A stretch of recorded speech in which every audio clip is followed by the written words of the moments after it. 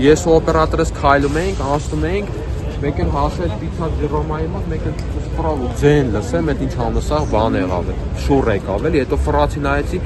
չմոտիկացա ճիշտ ասած, դե գործ ունի։ Հետո եկա, տենամ սկսա տենց նկարելը, մի տենց շուռ ա եկել, բայց չգիտեմ մարդու բան եղել է, թե չէ սկորին հարցրեցի։ Երկու սկորի Դե անցավ, որ երկու սկորի անցավ, այդ ինչ անում։ Իսկ այդ լարերն էլ է կախվել։ Սա լարերա կախվել է, այս ռոլեբոսի լարերը, սա կախվել է,